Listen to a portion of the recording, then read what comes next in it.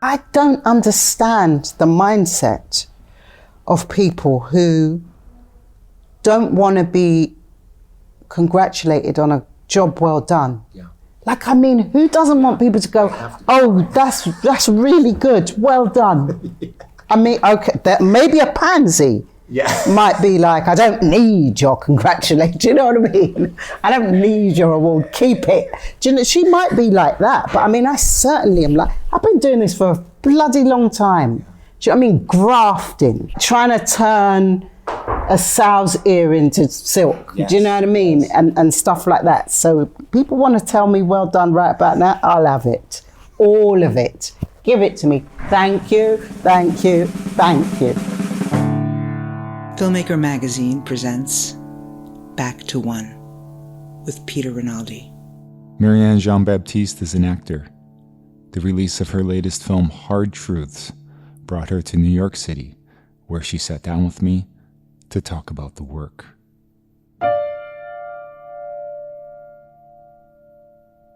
I want to start with something I didn't know, and I just found out that I'm fascinated by it.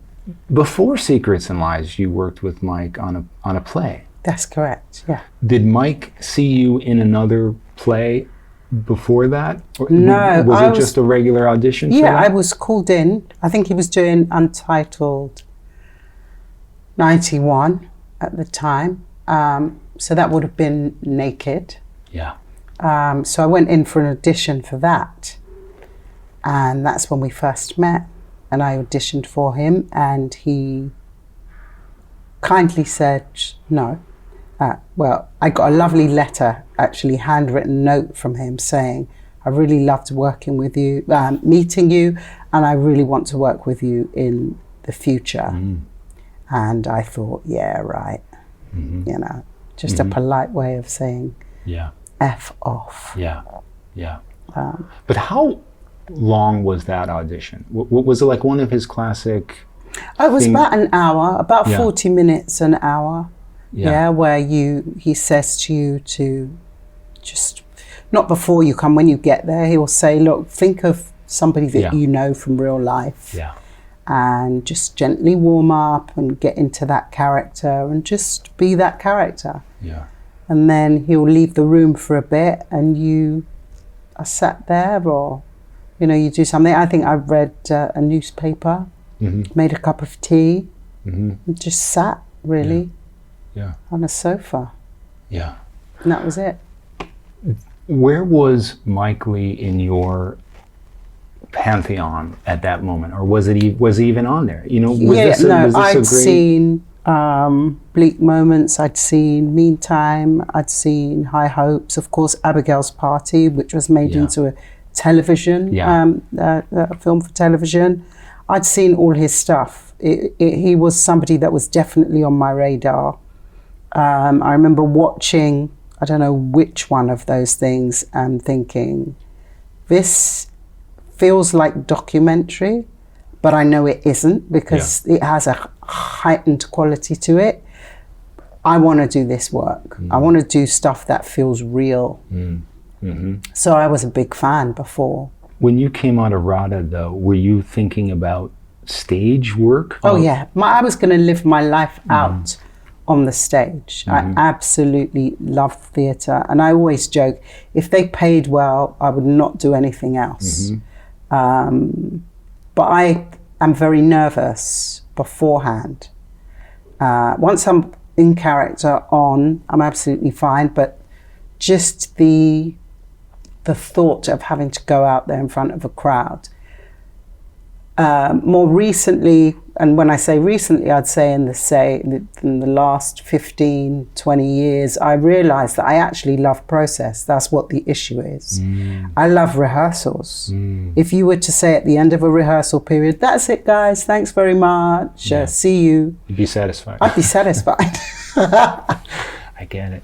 Yeah. And there's so many actors that don't feel that way, right? Like they want to avoid rehearsal even, and especially film actors. I think some people think that if you rehearse something that it gets old, you know, that it's overdone. But I think if you think about it in terms of just the scenes and the dialogue that are going to be on screen, then yeah, that could happen. But for us, when you're doing the Mike Leigh process, that rehearsal period is about building those relationships, building the background, the stuff that's really going to root the performance in reality and make it authentic. I've had to show up on set and be in the makeup chair, and then, somebody from the production office will bring in an actor and they'll go, oh, this is Mitch or whatever. He's going to be playing your husband. Yeah, you've been married for 20 years. You've been married for 30 years. You have 2 children. Yeah. And you go, oh, hi, how are you doing? Oh, yeah, he's a friend of mine as well, blah, blah, blah, blah. And that's it. If you have a rapport, and I'm not saying that it can't be acted and it can't be acted well, but I just think that there is something about making some decisions together as actors, just grounding it, that would really help it along. Yes. Do you think that because you had this love of process, that might have been one of the many things that he saw in you, the idea that he could smell on you that you would not get tired of this process? I mean, I only realized that about myself about 20 years ago. Oh. So, but to answer your question, I think that in the audition, he could see that I was the type of actor that wasn't going to try and make something happen. Yeah. Try and do something interesting. Yes. I just followed the remit. You said get into character and just be, and that's what I did. Yeah. Didn't try and, talk to myself or do some interesting stretching and yawning or any of that stuff. I literally just made a cup of tea, sat down, read a newspaper. Yeah. Piece of pigs. So easy. So when he does call you for Secrets and Lies, well, first of all, you auditioned for Naked. He said, I want to work with you. And then you get the call for the play. And was that a whole separate audition process? No. It was just like, you got this job. I remember my agent calling me and saying, we've got an offer here for you from Mike Leigh. And what was really interesting about that is when I first went to this agent out of drama school, one of the first things he said to me was, make a list of all the directors that you want to work with. I was like, okay then. So I wrote the list and I handed it to him and he just shoved it in a drawer and he goes, and we just sort of didn't think about it. So he calls me up and he goes, I've got an offer for you from Mike Leigh. So I said, what? What for? So because he's doing this play and he tells me all about it, and I was just like, working for how many weeks? How long is this going to take? Wow, that's amazing. But yeah, I'm in. Yeah. And then I get a call from Mike Leigh saying, I'm really happy you're on board. Are you happy you're on board? I'm thinking, what the hell do you think? I'm ecstatic, you're a legend. And he says, I'm doing this play, not sure what it's going to be about. Don't know what you're going to be playing in it. And you won't know anything that your character wouldn't know. But we're going to have a blast. Is that okay? Right. So he said, then I want you to come along for the first day of rehearsal with a list of women that you know, as many as you like. You don't have to know them terribly well. It could be the woman that works in the corner store that you see, anything. But just come prepared with that, and that's all you have to do. So that was it. And was this any different than what he does for movies? Do you know what I mean? No different. Isn't that interesting? He might change the words, we'll have a blast, we'll have a hoot, we'll have a riot, it'll be fun. But other than that everything else stays the same. What was that like for you? Because you had at that point a lot of stage experience. Not a lot of film experience. I mean, it was 93. I left drama school in 1990. Yeah. So I'd had quite a bit of experience, but I'd also not being out of drama school for so long. Yeah. So I was still sort of like sponge-like, you know, and wanting to learn and grow and explore, and you know, you're not jaded yet. Do you know what I mean? 3 years. Well, I would hope not. After 3 years, you'd have had to have a pretty rough time to become jaded. But some people went into drama school jaded. Anyway, so yeah, it was just like I wanted. Yeah, well, how does he do this? So I went in like that. And it's incredible. And you loved it. Loved it. How long was it before Secrets and Lies, after that play? I think it was a couple of years, or it must have been about a year and a year. What year was it? It was 93. So it was Untitled 95, wasn't it? Because it came out in 96. Yes, a couple of years, 2 years, while he was getting the money together. And was there anything in terms of an audition for Secrets and Lies? no, when he knows, he knows. He knows, right? Once you've worked with him, I don't think. But isn't it interesting that you didn't have a lot of film work at that time? He didn't even have like some kind of camera thing for you? Because there's no, in the Mike Leigh world, there's no such thing as you're a film actor, you're a TV actor, you're a theatre actor, you're an actor. You can do absolutely anything. It's for the director to say to you, look, you're doing too much with your face, with your mouth. You don't have to project because there is no audience, you know what I mean, 20 feet away from you. That's their job. It's not the actor's job. You know, the actor will sort of go, oh, we know how to pull it back or to push it or what have you. Was there anything that you wanted to do in the creation of your character for Secrets and Lies that you learned from doing your creation of your character for the play? Because you're in a sense, you are a writer in this process. So not knowing how this character was going to be used, but knowing that this was going to be a film now. Did you want to kind of push for a certain kind of person that you wanted to inhabit? No, because you will quickly realize that the magic happens when you don't. It's the not knowing. It's the not knowing what, for example, Cynthia is thinking in the scene in the cafe. It's the not knowing that after that scene, she's actually going to accept you and you're going to start a relationship. Do you know what I mean? Because the stakes are so much higher when you're just sat there with this other character and it's like, I've got to sell to you right now that I am indeed the birth child that you gave away. If you know what's going to happen, you know, you decide, oh, I'm going to play it a bit like this and da-da-da-da. And that's when, you know, you or I sit down, watch a film and go, oh, he did it. Yeah, we know. Oh, she's going to leave him. Yeah. Because it's like we're seeing the inner obstacles being played out the whole time. Yes. Was Secrets and Lies a good experience? It was a great experience. I mean, when you were saying, were you trying to make anything happen that through working with him before? I'm very cheeky, as you might have cottoned onto. And when we were choosing a career for Hortense, because I knew that I would get a chance to go and study it, you know, and they set up these fabulous work experience sessions for you to go and actually learn the job. He said, what will she do for a living? And I said, no doubt, she's a pilot. Because you wanted to learn how to fly? Yeah. And he was like, you cheeky cow, no way. My instincts for her was that she was a photographer. And Mike said, no.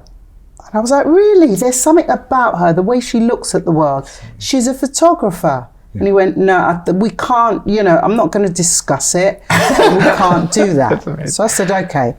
And we left it. And then... Wait, I have to ask you something. Yeah. Did he ever say no like that about other things? No, not really. So when he said it, you right? go... Yeah. We usually have a discussion. We don't usually have like, no. And I got a no. So I was like, okay, I'll leave it. But I was only kind of joking anyway. I was being really cheeky about the flying lessons. Oh, yeah. So, I mean, I think it was like well into shooting when we were rehearsing actually. We were shooting stuff and we were still doing rehearsals. And we rehearsed the big scene when Hortense goes to the barbecue at the end of the film. And she meets Morris, who would be Uncle Morris, who is Cynthia's brother. Yeah. And they talk about what he does for a living, or that his assistant is there. And she finds out that he's a photographer. Which is when I find out that he's a photographer, and I go, oh shit, of course. Couldn't have had two photographers in there. And he didn't want to even give you even the hint of an explanation to keep you away from that. But also what's interesting about that is in conventional or traditional films, a writer might quite easily go, oh, she's a photographer and her uncle's a photographer, and that links them so that they're family and they've got this in common. But he was just like, nope, staring. That's so funny. It must have been a great disadvantage to start your film career like this, right? Absolutely. Because and then to really get wind of what actors have to do and kind of be director proof instead of having help like this or collaboration like this. And Mike, the last time I talked to Mike, he took great offense to this question about you on your behalf. Right.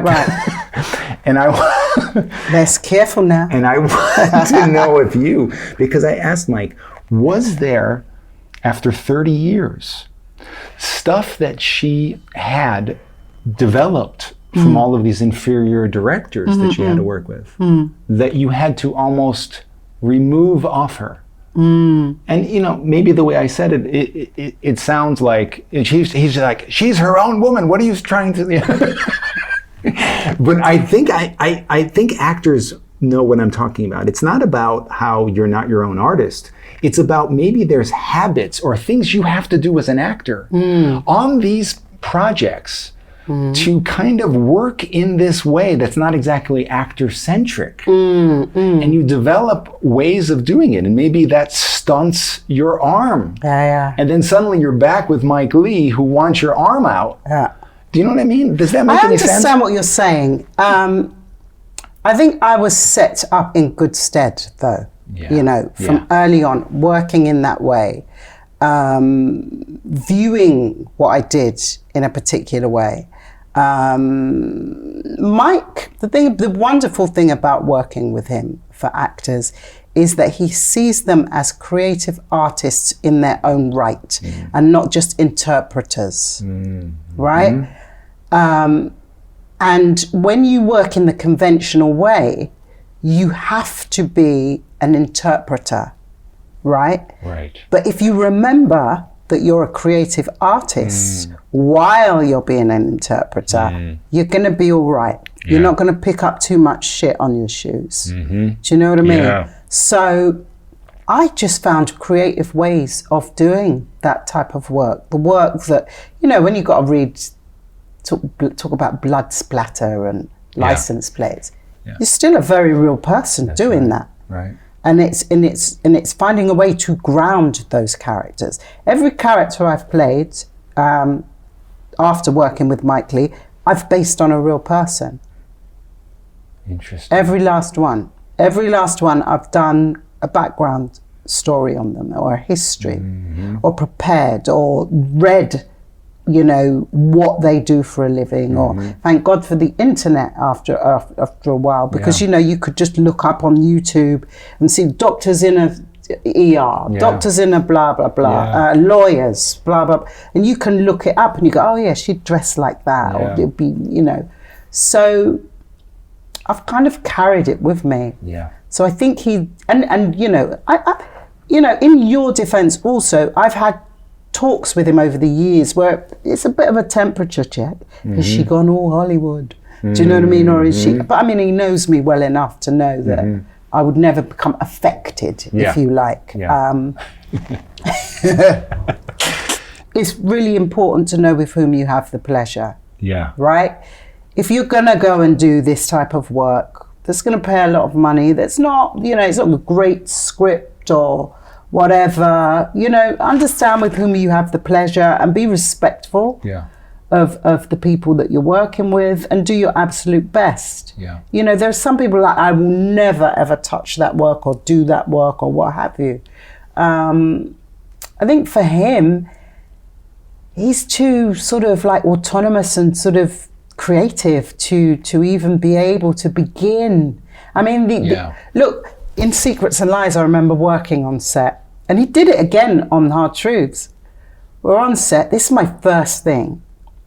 I'm thinking there's this really tall man with these very piercing eyes that keeps staring at me. Finally, he comes over and says, "Hi, I'm Dick Pope. I'm the DP, we call them, not cinematographer over there." So I was like, "Oh, right, this is the guy, this is the cameraman, the DP." And he's staring at me and he goes, "Do you feel that warmth on your face right there?" And I'm like, "Yeah." He goes, "Just nudge over a tad." That's right, that's right. And Mike Leigh comes and pipes up, "That's preposterous. You can't possibly expect to ask an actor that's in character to move to accommodate the light." And so Dick is sort of staring at me and he rolls his eyes and just gives me a wink and is sort of like, "Just do it." You know what I mean? And I'm like, "Okay, it's fine. I'll look after you." But that was my kind of introduction into doing things that way. Yes. And Mike is sort of like, he sets it up so that it's all about the actors and what they have to do. And everything else works around them. The camera works around them. The light works around them. It happened again when we were doing Hard Truths in the doctor's scene. Dick needed the door to be angled a particular way, and he asked the wonderful actress playing the doctor, "Can you just nudge it open a bit?" And Mike was like, "No, she's in character, she can't do that." And so Dick was like, "Well, we're losing light and we're going to have to do it." He goes, "Oh, well, maybe you should direct it then." And they go back and forth. They had the most beautiful banter. I mean, they worked so well together. This is an example of the sainthood that Dick Pope is in right now. Yeah. He's a saint. Yeah, he is. Because of Saint Pope. And it makes me think, who is going to have the patience with Mike like this? Yeah, but it was the other way, because Dick would get his own way. I mean, Dick teaches you as well how to get your own way when you don't get your own way. Because he got his way a lot of the time as well. Because Mike would sit there and go, "Oh, all right then." And they'd have they teased each other. I mean, it sounds quite aggressive and confrontational, but that's how they communicated. They were just really funny, and Mike would be like, "Oh, well, Dick's going to be directing the next scene, so go on, Dick." Do you know what I mean? And Dick would be like, "Ah, shut up," and they'd be chuckling, and it was great. Really fantastic atmosphere on set. Yeah. So was he trying, or seemed to be trying, to find something else for you all these years? Yeah, I don't know if it was all these years, but I think he certainly wanted to work with me again. Yeah. And look, when you're living in Los Angeles, you're raising 2 children, and he's a parent. Yeah. I don't know that he... Just put it this way. When I started working, the first day on Hard Truths, turn up at the rehearsal space, he's there, we have a big hug. He pulls me and he says, "Look, I thank you so much for just dropping your life and coming out here, because I know it's a lot." And I was like, "Oh, yeah, of course." Yeah, I was like, "Of course I'm going to come and do this. It's Mike Leigh. Of course I'm going to do this experience." But then I just think, he knew the girls had grown up. And, was probably thinking, she's got 2 kids. How are we going to do that? She's going to have to be out here for...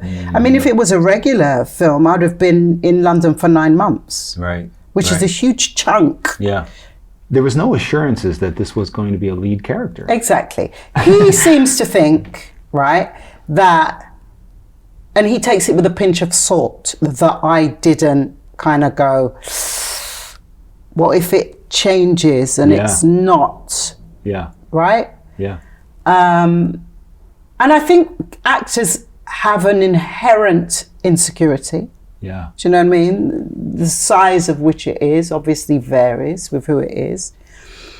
I thought that, look, they're flying me over. They're putting me up in an apartment for that length of time. That's a lot of money from the budget. Yeah. The chances are they are going to put me to good use. Yeah.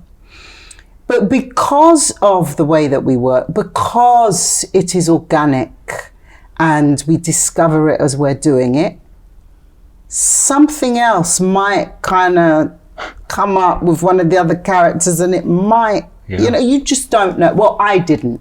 Yeah. I can only speak for how I felt. Yeah. I hoped that it was going to be the type of character that it's turned out to be, but I wasn't cocksure about it. Yeah. No. I mean, at no point were you entirely sure, right? You're not entirely sure, but, you know, that's the other thing, because he was saying the other day, and I really wanted to we were in the middle of an interview though, so I didn't want to go, yo, mate, like, this is my perspective. This is my perspective. Whatever you feel is quite different. Yeah.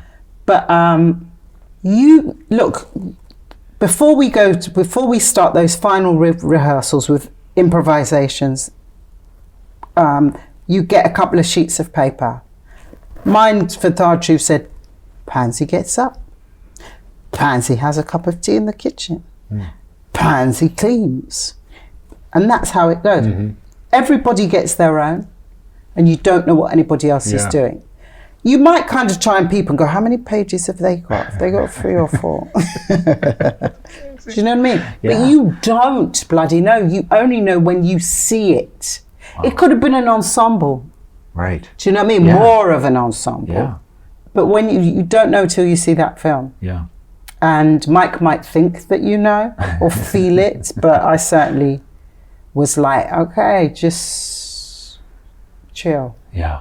Once you realize that this person who's collaborating with you in the form of Mike Leigh is pushing or kind of molding a certain person that you're bringing, and you're realizing this pain that this person has, were you thinking of this as a great challenge? This is a character that has a lot of depth, or were you saying, oh no, not somebody like this. Now this is going to be, in other words, that I would have to be with this person for all this time who is in pain like this? I sort of cottoned on when some of the happier, carefree, interesting people on my list were just like, nah, nah, nah. But also, you've got to remember, the last time I worked with him, I played Hortense. Yeah. Right? So he doesn't want to repeat himself. Yeah. And he doesn't want actors to repeat themselves. So I knew the character was going to be very different, because the first character I played was Faith, was not as terrible as Pansy, but she was, you know, she was extremely funny. She was very superficial, you know, and comical. And then I did Hortense, who was quite serious and nice. And I think Mike said, you're never going to be able to live this one down with Hortense. And it's interesting because a lot of the roles that came that followed were kind of Hortensian. They wanted a nice person, you know. So I was aware that he was trying to make this, I mean, to the level at which he goes with her, I was saying, this is not sustainable, man. She's too much. But yeah, it's a challenge, and that's why I want to be challenged, and I want to explore. And as he said, you know, seek the particular and find those little nuanced corners of who this woman is. Yeah. An important character that we never see, of course, and we don't learn a lot about, is Pansy's mother. Pearl. There you go. Yeah, man. Pearl Montgomery. And I'm about to embark on a film with a very small film with a couple people, but I want them as a family, they're playing a family, they also, their parents are important. We never see them. It's particularly the father, and I want them together or us to collaborate on building who that is. Yeah. But I'm curious, how did you and Michelle particularly build her separately with Mike? Do you know what I mean? Or was that something that, like, because this is a person that affects both people. That's right. And so how do you collaborate on the building of that person if you're not together? Well, the first thing you do is you build Pearl, right? But while you're building Pearl, you would talk about, for example, you'd say, okay, we decided where they lived. So we went out and we found the house in northwest London where they grew up, so you've got a visual image of where they lived, where the grandparents lived, how long it would take to walk around there in relation to the school and all that. We do that. Then we. And this is with you and Michelle? And Michelle, because Okay. it's our shared history. Right, so you're allowed to do that together. So we do that together. Then we sit down and we start talking about Pearl and describing her, what she looked like, what she did for a living, and she'd had a couple of jobs, but the last job she had was at a department store called John Lewis's that was in a shopping centre that we'd go to, and we'd meet her from work sometimes, etc., etc. But we go even before that. We go to when our father, Carlton, was there. And so we'd create those times and the traditions and things that happened and who got on with who, like with the grandparents, whether they got on with him, if they liked him, and discussions that Pearl would have. And it's just Michelle and I going back and forth going, oh, and this happened and then that happened. And the only time Mike would pipe up was when he was speaking for either Pearl or Carlton, right? So he's her voice. So what would he say though sometimes? Well, he would just sort of say, oh, well, Pearl comes home late from work and the phone, or he'll go, the phone rings. And you go, okay, Pansy picks up the phone. It's Pearl on the other end. Pearl tells Pansy that she's coming home late from work, so please put on a pot of rice until she gets back, blah, blah, and don't put too much salt in it. And Pansy's like, yeah. And obviously, Chantel would be, depending on whether she heard the conversation or not, she would either be in the room or not in the room, right? So you have instances like that, but then you'd have a party and we'd describe what happened in the party, and he'd ask Pansy to pop out the room or Marianne to pop out, and he'd say to Michelle, what was the party like for Chantal? And Chantal would probably go, oh, it was lots of fun. I got to see this person, that person, the other person. And then he'd say, pop out and send Marianne in. And he'd come in and go, what was it like? Nobody talked to her. Her mum ignored her and told her to go upstairs if she was going to be so miserable, blah, blah, blah. Then you're both back in there. So both of you have very different ideas about what that party was and experiences. Yeah. And that's how you build that relationship with the mother, so much so it would be like an incident that happened and Chantel would have her own perception of what happened and Pansy would have hers. Was it becoming apparent in this process that Mike, as the writer, if you will, was going to make, or maybe you all did together, the mother more important than, say, Hortense's mother was? Oh, absolutely. And was that somehow dramaturgically made known to you? Do you know what I mean? Or was it just that it organically became important because of what you all were talking about? He probably knew how important it was going to be.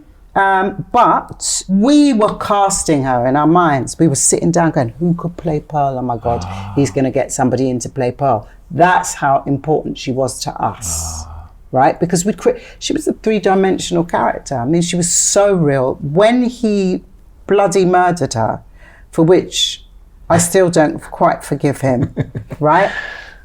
After rehearsals, we were so upset. We went and we had a drink in a bar. So it's like, fucking hell, man. Wow. how could he kill off Pearl? And we're going, oh, maybe it's the budget. They can't afford to, they can't afford to employ somebody or whatever. But it was like, just doesn't make any sense. Yeah. She was just so pivotal to that relationship, because it was like, you know, that was a lot of the conflict existed because of that relationship, or that, you know, that relationship being so different.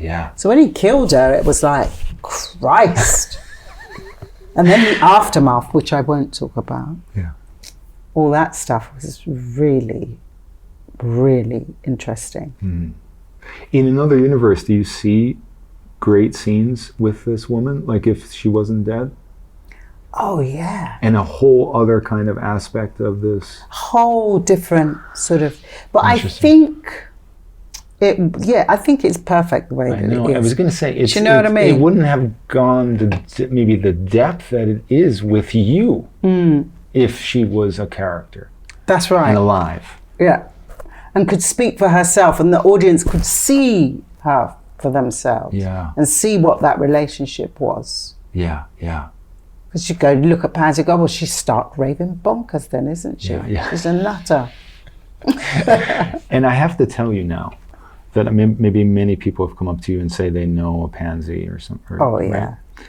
But you're not going to really understand the truth of this. I am Pansy. Really? Yes.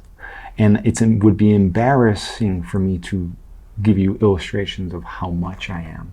I can't bring my wife to go see this movie yet, because she will be looking at me as the scenes go on. Right. You know, turning to me as they're happening.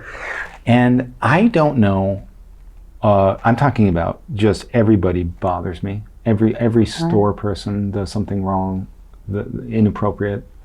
I'm yelling at people on the street. I'm yelling at my family, of course, all the time. They're always doing something wrong. I'm also a nice person, though, right? But I'm just saying, and this will lead to a question, but I don't know where that pain comes from. Right. You, as a writer of this, know. Exactly, yeah. What does that change? Do you know? And I tried to ask Mike this, and I don't know if he fully understood what I was saying. I was trying to say, like, if I understood it, I may not be a slave to it anymore. Did you have to, almost in the same way you were talking about before, build it as a writer, but then try and cut it off from knowing? Right. Well, and then act it?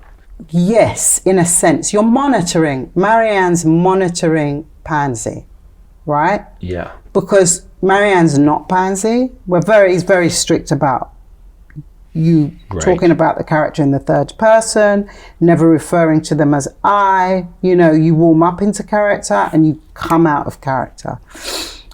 So you're working on this character. And by the way, you're too self-aware to be a Pansy. She doesn't know. Yeah.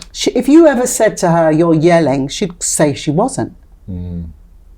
If you say you're being rude, she'll be like, no, she's not. She's just telling the person what is wrong, or what they shouldn't be doing, or what have you. Yeah.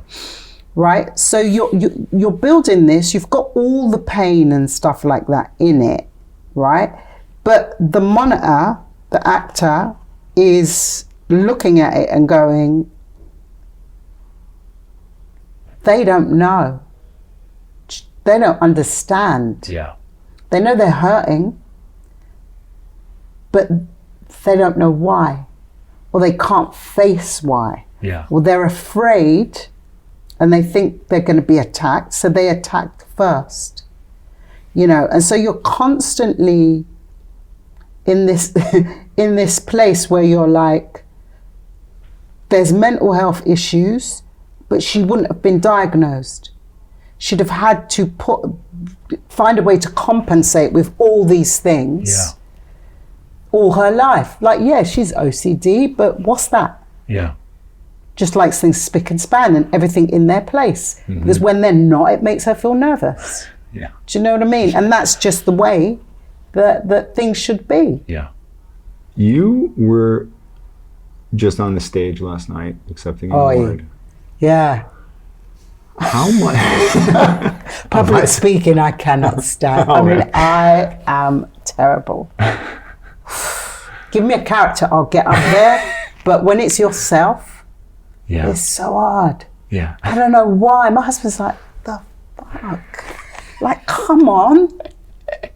Like, you can do this. Yeah. Mike Leigh said to me, because I was going, oh, bloody hell. He said, improvise. You're good at that.